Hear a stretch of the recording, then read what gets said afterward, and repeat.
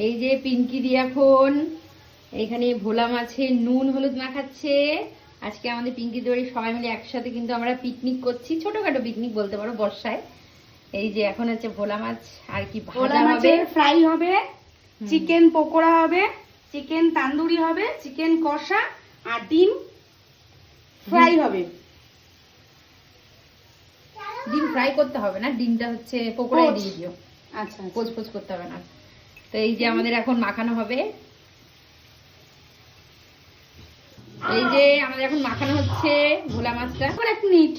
তো ভোলা মাছ হবে fry, chicken pakora হবে, এখনো মাখা হয়নি। এই যে সব কাটাকুটি কমপ্লিট, ওই যে সবে ভোলাটা মাখা হলো, এখনো এর মধ্যে। তো আমি এবার পরে ভিডিও নিয়ে আসছি তোমাদের সামনে, ছোটখাটো বর্ষায় পিকনিক।